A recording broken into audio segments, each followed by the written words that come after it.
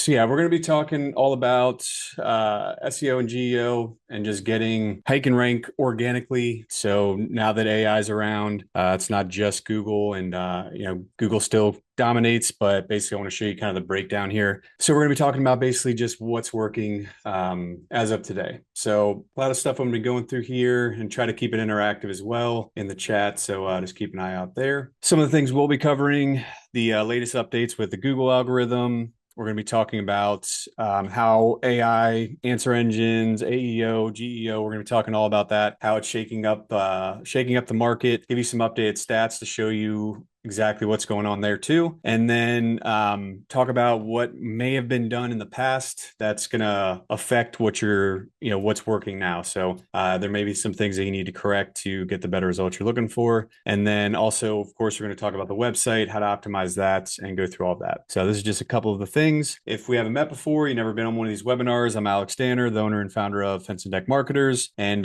since the beginning of starting the agency, I've been in the business for over 10 years, and now fast forward today, we have a team of about 25. And right from the beginning, we've always made a big emphasis to making sure that we're providing good content. We want to be the leader in that and providing good quality content. We do that in a lot of ways. So not just these webinars, but we have the podcast, Fence and Deck Mastery Podcast. I do a lot of stuff on social media. I wrote the book, Best Known Fence and Deck Contractor. I speak at most of the major events and also on the NADRA Education Committee and work with the AFA as well. It was actually just a Fence Deck speaking there. So Fence and Deck Marketers, as you probably could guess from the name, we only work with fencing and decking contractors. Basically, everything we're talking about here is going to be tailored to that.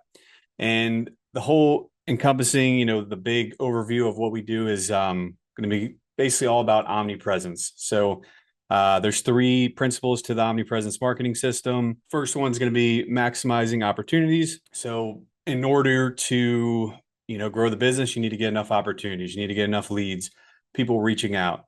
It's hard to grow your business if you don't know you have enough leads coming in to keep your team, keep everyone going and paying for them. But you also need to keep those brand impressions up. So now people are just bombarded with ads all the time. So you need to make sure that people are seeing your brand consistently and understanding it. There's the rule of 7 in marketing. That was an old rule where basically someone needs to see your business 7 times before they end up buying from you. Now they say it's more like 21. So, or 22. So now that there's so many ads out there everywhere, more and more people are advertising. That means you need to be in front of them more and more than you ever have. Third is going to be conversion. So it's great to get those leads. It's great for people to understand you, but eventually they're going to go to the website or wherever, and that's where they're going to actually have to contact you. So you need to make sure that everything you do is built to actually convert people, not just bring them to the website, but actually turn that into a legitimate lead. So you got to make sure you're doing that too. This is all of our packages in case you're curious. We'll be talking about the SEO number 2, number 1, but website SEO, we do Google ads, Google local services ads, and pay-per-click, also Facebook and meta ads. If you can, like I said, I want to keep it interactive. With the emergence of AI, I'm just curious kind of where everyone's thinking, because, we talk to a ton of fence and deck contractors, but want to know, based off what everyone's thinking in here, do you feel that SEO still matters and just as much as ever? Put in the 1 in the comment if you think it matters just as much as ever. Put a 2 if you think it's not as important anymore because of AI or maybe some other factors. All right, so of course SEO is still does matter, but I want to give you some kind of proof behind it. And I'm going to give you a lot of numbers because everybody's always asking us this. How important is AI and SEO? Is Google still the way? And this is kind of your breakdown here. So 71% of clicks will go to the map pack, which is what you're seeing, basically the 3 Google business profiles, as well as the organic website results. So about 70%. And then 67%, so most of those go to the map pack and then the first 2 results. So actually 2 there. So in order to get to those sections, you have to be doing SEO. That's how you get ranked there. So with that majority there, that's basically the majority of all the leads and all of the inquiries that are going to be coming out are going to those sections right there. So of course, that matters. 71% is a big number. So the fact that everyone is, I'm going to give you some numbers here in a second on how often people are going to Google and their market share. But to give you an idea of SEO and just how powerful it is, I'm also going to give you some examples of clients that we've worked with and how it's affected them and what's going on right now. So this is a client here in Rochester, New Hampshire, and typed in, find me a deck builder in that city. So if you remember, about 70% of the clicks go to those top sections. So you can see there, they're showing up 3 out of the 5, and it is possible to show up for 2 different results in the website results. So if you're there, that's an overwhelming majority that you have of over your competitors and something that's really going to make you stand out. So they're showing 3 out of the 5 potential options. And then I'll show you basically, what the end result is of that. So this is an example of basically the number of leads that the client was getting. And this shows, so when we do marketing, we track all of the different sources for basically where the leads come from. So if it's from, your Google business profile or from the website, if it was an organic lead or from an ad, we track all of those things. And that's what we basically tracked here. So you can see all the different options up on the left there. And the GBP, the Google organic, coming from DuckDuckGo, Yahoo, Bing, those are all going to be organic results. And you can see here, basically, if you were to total those up and just count all of the different leads and compare it to the total of 210, is actually 77% is organic SEO.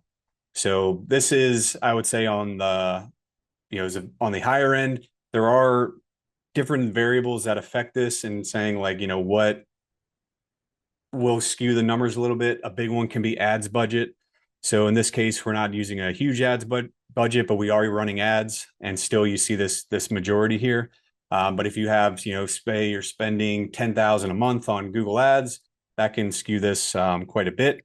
But still, even with spending 10 grand on ads and a small fraction of that on SEO still tends to win and get the most leads. So it's still the number one source. I know everybody's talking about AI, and you should prepare for that. And that's what I'm going to talk about here too. But right now, it's still not even close. It's still going to be SEO is going to be the king. And, you have to make sure you're doing it correctly, which I'll show you too.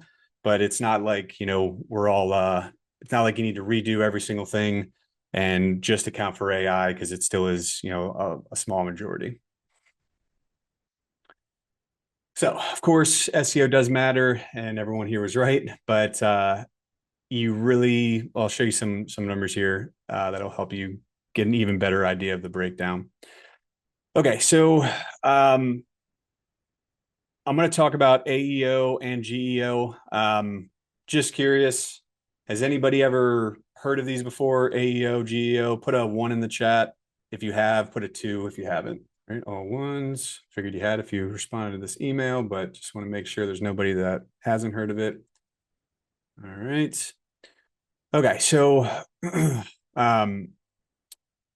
keep going here. Okay, so AEO, to give you an idea of what it means, it stands for Answer Engine Optimization. And basically, it's a process of optimizing your website, your content on your site, just everything you have online so your business can appear as the answer for questions that people are asking. So things like the Google AI overviews, featured snippets, voice search, there's all these ways that people ask questions. AEO is the way you optimize to give those answers and show up for those answers.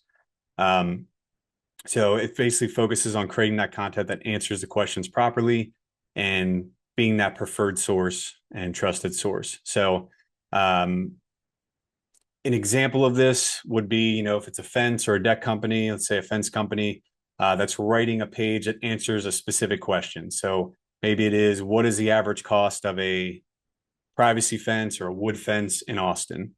If you have content that's talking about that, then you can actually have a chance to show up in these different overviews.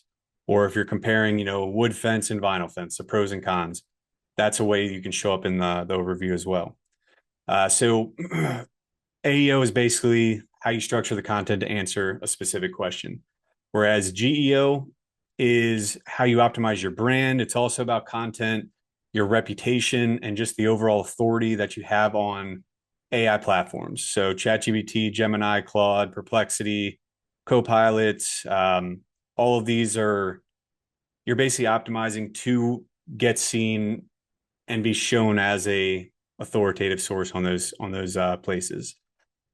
So there is kind of an overlap, and it is a little bit confusing, kind of what's what. But to give you that example, AEO would be that fence company that's writing a page and content to answer what is the average cost about privacy or wood fence in Austin, whereas with GEO, it would be the process of building up your strong reviews, getting consistent listings across other websites and mentions on other third-party sites.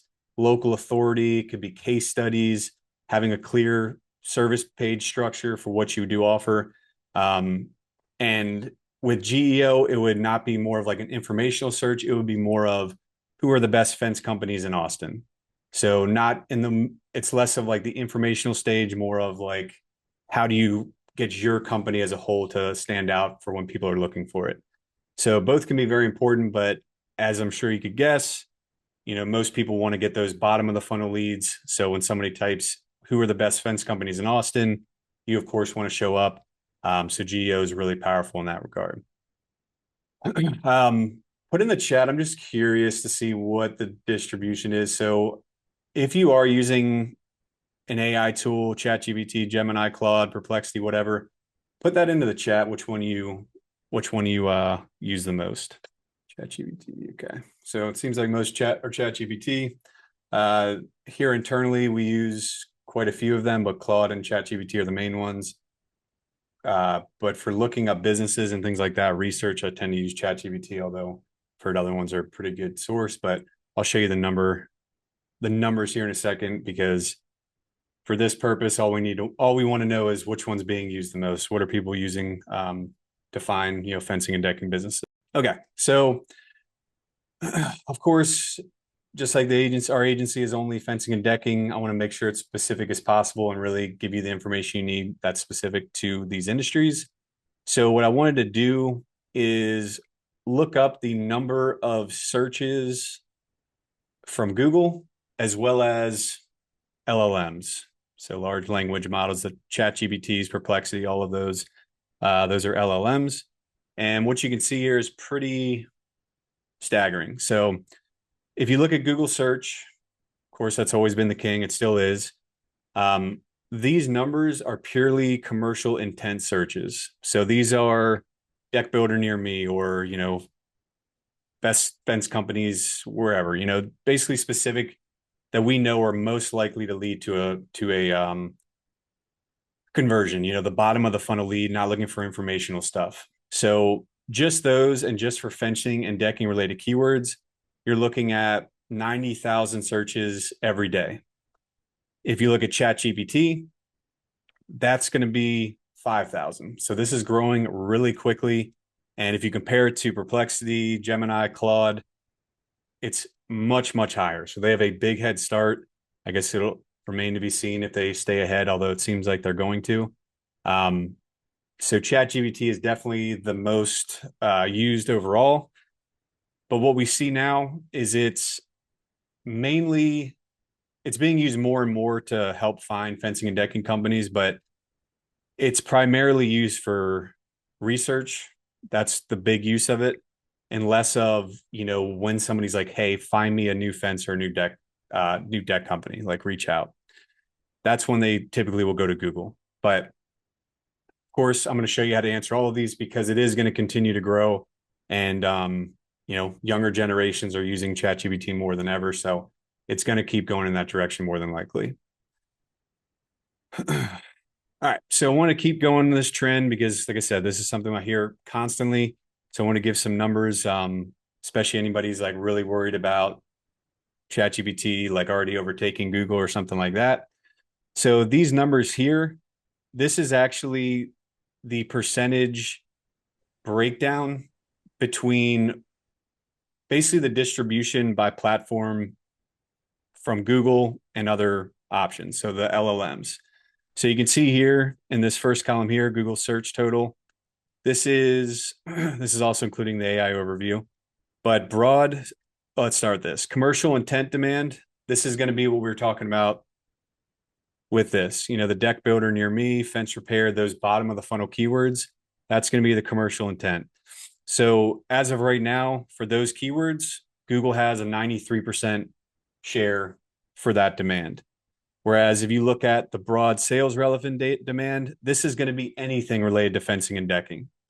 So this could be, not this would include things like deck builders near me, just like the commercial intent, but it'd also be anything that could reasonably influence a fence or a deck purchase. So asking about the cost of it, the materials, repair options, permit info, financing, comparisons, all kinds of things.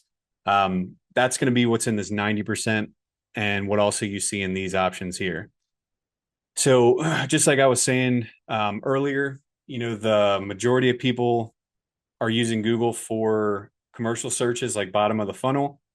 But regardless, it's pretty close and still pretty dominant by Google overall.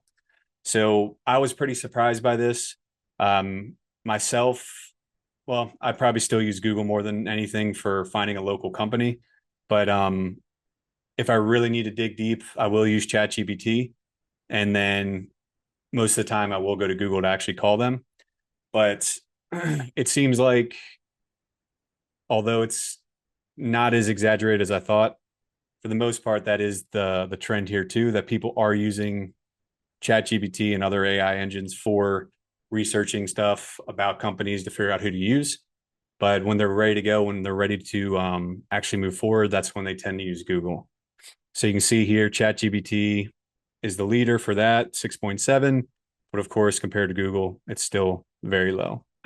And I'm just curious. So before we move on here, was anybody, when you look at this data, was anybody thinking ChatGPT or other, were you thinking there was a bigger divide? Were you thinking that people were using ChatGPT or Gemini or whatever for researching or commercial intent? Was anybody surprised to see that Google's still dominating so bad? So put a 1 if you were surprised, put a 2 if you're not surprised, you just figured Google would always win. So 1 if you are surprised by this, 2 if you aren't. Yeah, a lot of 2s. So there's a lot of reasons I think for this, but this is one that I think is pretty interesting too. So ChatGPT, sure, this one's not a surprise to anyone. They have a much larger share for younger generations. So people that are using ChatGPT that are younger, the younger they are, the more they have a leg up on Google. So you can see here, these are the age groups 13 to 24, 25 to 44, 45 to 64, and 65 plus. So what we're kind of how I see this is because everyone's that's older, frankly, has the money and can afford a fence or a deck, they're used to Google, very used to it. And, can't teach an old dog new tricks, that kind of thing, probably a little bit. So they're going to be using more of what they're used to. Google still gets them what they want. The younger generations are more likely to use that. But I would say the older generations, me included, are just used to using Google and it satisfies what we need. So what I see here, 17%, 13 to 24, what tells me is they've done a really good job of attracting those younger users. And because they have over time, it should continue to increase and get better. Do I think that they'll ever pass Google? No, I don't think anybody ever will. But the whole point of this webinar is to give you some data to show you what's going on. And of course, prepare you for when that day comes, which is basically now. You need to be ready now, regardless, even though these numbers don't show anything that makes you think Google will lose this battle or, isn't still dominating. But because you can see numbers like this, it tells you that it's likely going to be going that direction more and more, as it progresses. So unless Google, keeps kind of moving along and takes market share from ChatGPT, which I guess we'll all see.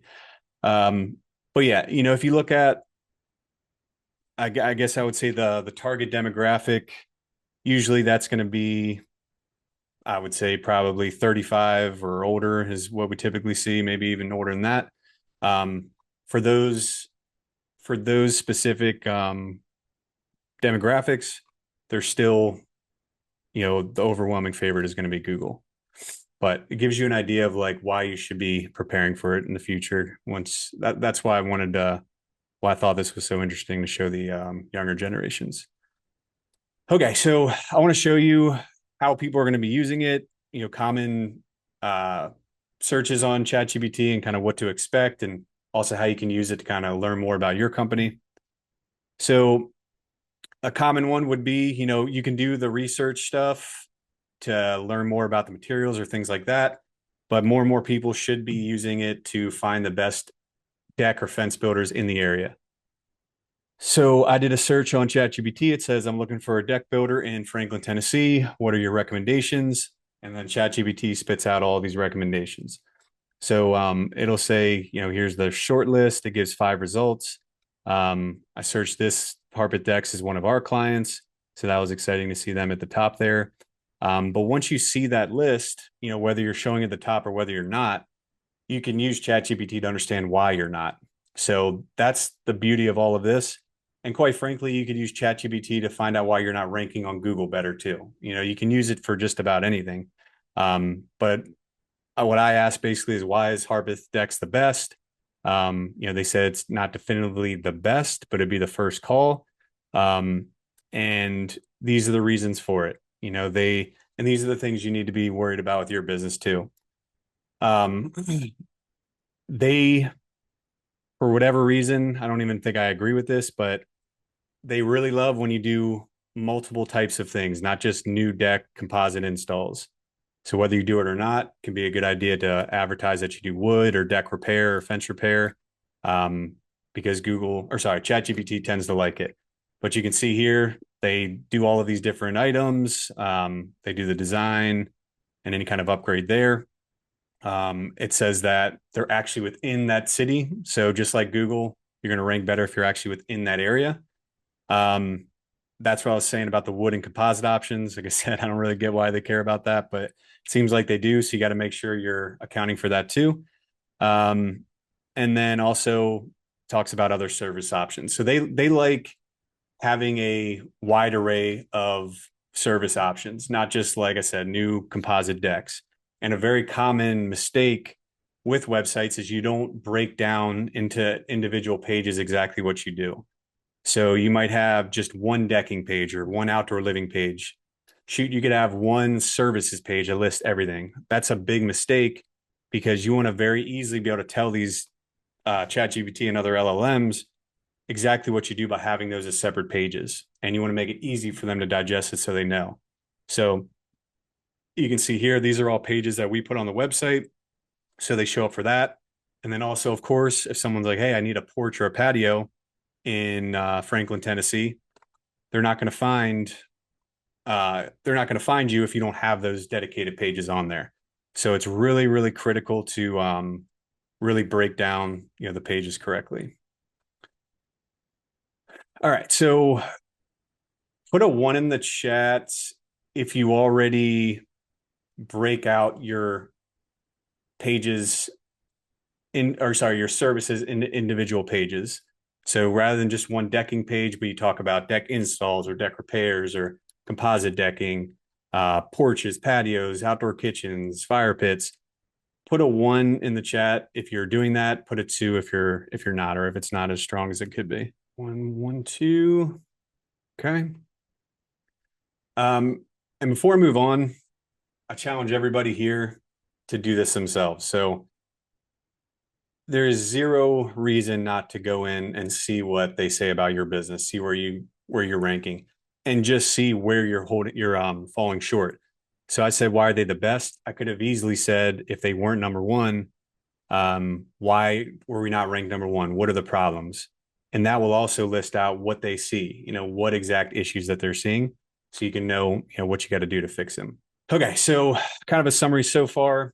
Google's still king for direct service-based searches.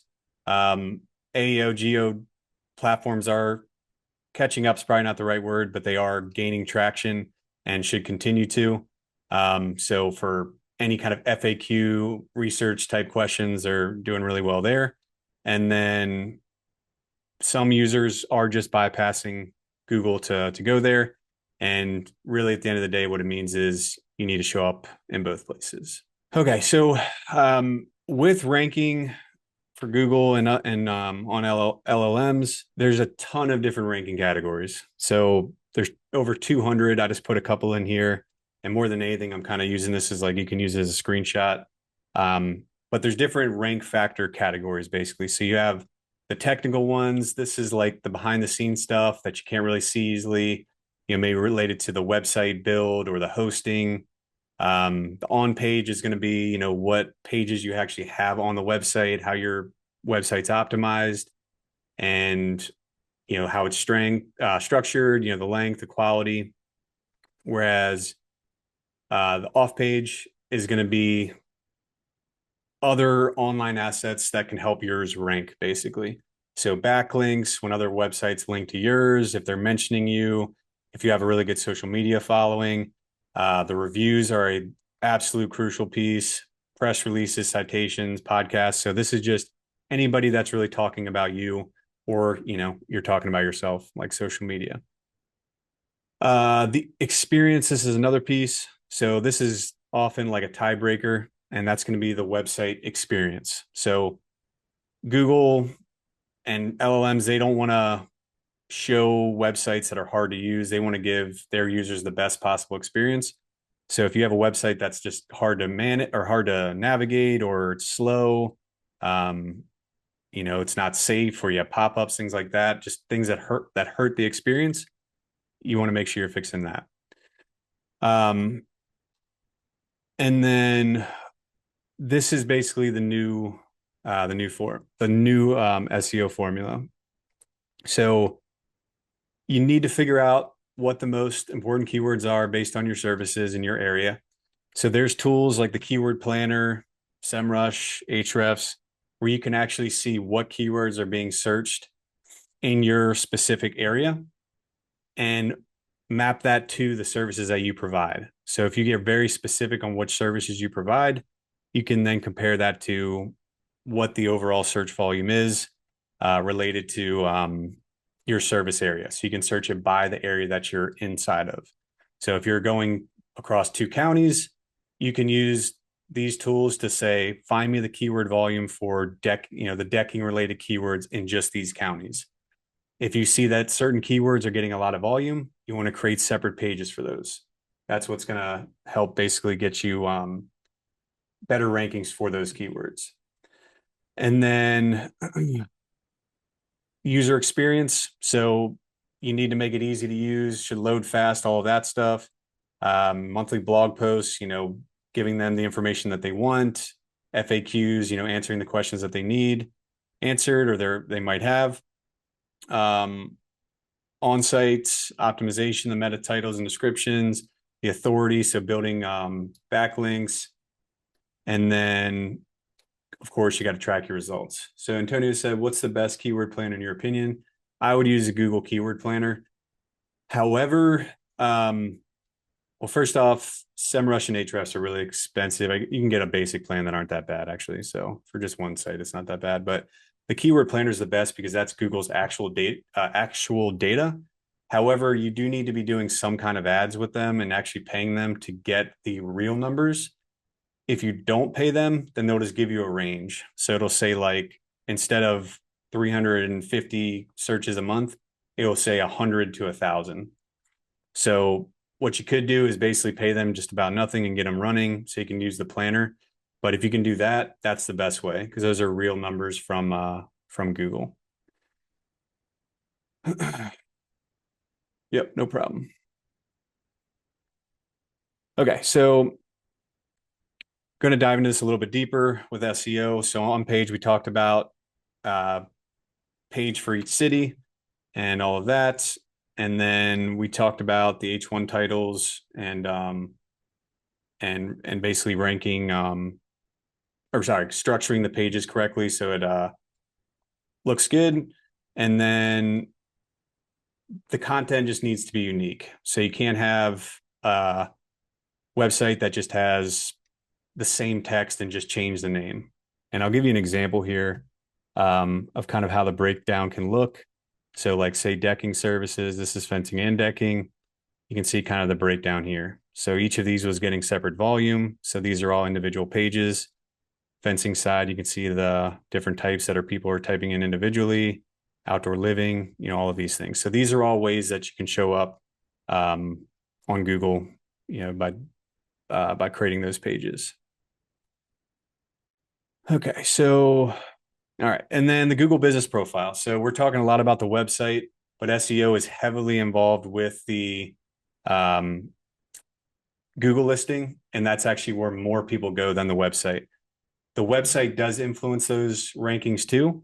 So you do need to make sure that website's structured properly, but these are going to be more specific just to the Google Business Profile. So you have to, of course, get your Google listing. You can use citation, things like Yext to build citations, data aggregators, put those in place. We talked about the press releases. Those are a good idea too. You have to get online reviews. That's an absolute necessity these days, and you've got to get them consistently, or else you're going to be left behind from your competitors. Ongoing content, so new blog posts, new content going out, city pages, things like that, and then you can syndicate it across platforms to get more reach. The signals leverage, we're going to talk about the expertise, experience, authority, and trust here in a second. But the backlinks, if you're not sure what a backlink is, basically if you've ever gone on a website and you're scrolling through like an article and you see blue text, you click that blue text and it goes to another website, that would be a backlink for the website you go to. So those are really important. And then embedding the map and fresh content too.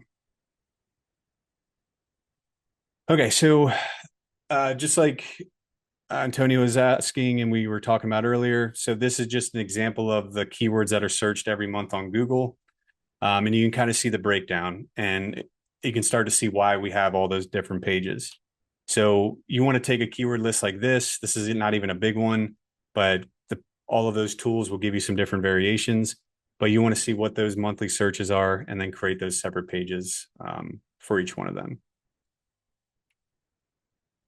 Okay, so this is a really important concept here. It's called EEAT. So this is what Google, basically how they explain how you can rank, in their algorithm. So the first E stands for, well, I'm curious. Type in EAT or EEAT into the chat if you've ever heard of this before. All right, just one. This is good. Okay, so I'm not surprised. It's pretty it's not that well known, I guess, but basically this is really crucial to understand because it's going to show you how you overall will get better rankings. But Google basically said when they released this that they wanted to make sure that the right people were writing the right content and not just generic stuff. So the experience, this is where they want to see firsthand knowledge, basically that you have firsthand experience into the content that you're writing. So if you're the owner of a fence or a deck company, that makes sense that you're writing a blog post about fencing or decking. It doesn't make as much sense if a marketing agency is writing it. So all the content that you write for the site should be by somebody that has that experience, and you can validate it by including their credentials on their own page. Expertise, on the other hand, this can be things created by a subject matter expert. So kind of like somebody that just knows a ton about something specific. Maybe it is something like an agency like us. We only work with fencing and decking. And it was something that I was writing where they can see I present on this a lot and I do a lot of teachings. They can say I might have expertise in that area. So it's going to mean something to them and help you rank better. So all of these all need to be displayed on the website and proven to show like what you're basically credentials are, that you should be doing it. The A in EEAT is going to be authority. So this is all about, your authority, your reputation, uh, your influence in the industry. So again, that might be something where like if you were presenting at industry conferences, or you were part of an industry, like maybe you're the president of a association, things like that. Those are going to add your authority, your authoritativeness, and show that you are an authority and should be talking about it. You can do this with backlinks as well. Or maybe it's an interview, maybe it's a podcast interview or a YouTube video, something like that. And then the T is trustworthiness. This one is crucial. This is going to be like, how can you prove that you are trustworthy? A huge piece of this would be your testimonials, showing that you have great reviews on Google, things like that, and putting those on the website. Showing that you have a strong domain that's secure. There's nothing sketchy going on with your website. So you need to make sure that all of that is secure. All right. So EAT is important because it's going to increase your ranking. So the more you focus on this, the more it's easier to rank your business. So the more you can prove that you should be talking about these things, the better off. It shows that your website's trusted, secured, and demonstrates that you have, high quality content. So to improve EEAT, this is what you can do. Sharing personal experiences is huge. Talking about the jobs that you've done, case studies, showing the projects you build, what materials, problems you solve, timeline, things like that. Showing off original photos, before and afters, doing some kind of video. Expertise, this will be those detailed service pages, having strong keyword research, answering questions properly, educational type blog posts. Authority would be link building, so getting links from other people, utilizing social media, the bio page that's linked to your blog post showing that you wrote it and you have the authority to do it or the experience. You can sponsor local events. If you won awards, like you won a Nodger Award or something from the AFA, you can cite that as well. That's really important to do and will help with converting too. And then trustworthiness, make sure your website's secure, make sure you got great reviews and you're doing it consistently. Privacy policy, real-time photos, things like that. That can help move it too. All right, so talked about SEO. Now let's get on to GEO. So this is kind of the formula that I put together to, as an overview, but we'll get into more details here. So the formula is basically you got to get found, get trusted, get recommended. And first one, get found, is you need to make it easy for AI platforms to understand who you are, what you do, where you do it. It should not be hidden. You should not make it hard to figure that out. You should make it very clear, putting it on the website towards the top of the page, letting them know exactly what you do. So that goes back to the service pages what we were talking about. You can create city pages, which is individual pages for each city that you work in. You'd have a separate page for the premier, deck builder in this city. Do that for the top 20 or 30. Putting FAQs, so answering popular questions on each page is crucial. You can put costing stuff on there, comparing different materials, project pages, those are all good. Getting trusted, you want to do whatever you can to prove that it's credible and you're actually active. So getting reviews consistently, you don't want to go 10 months without a review or even a couple months. Making sure your information is consistent across other websites, and really just everywhere. That information should be consistent. To get recommended, you want to have those authority signals so that way AI can understand and they are comfortable mentioning your company. So publishing good content, showcasing your projects, adding testimonials, getting shown on trusted sites, and just building overall really good content, across the internet. So kind of the formula there to simplify it is you got to have clear information. You got to have trust signals, ways for people to understand that you're an authority, and just displaying that. And that's what's going to help build up into the AI recommendations. Okay. So just like we kind of looked at in the beginning when we were looking up the HarpetDex rankings, I wanted to give you an idea of like what exactly they look for and what they complain about or if they don't see. So, first one is going to be the reviews. So, I've said it a million times. It's going to be something you got to keep doing. You don't want to have some bad rating or just a couple reviews. You want to have consistent review volume. Um, and the businesses that have more reviews tend to do better, just like on Google.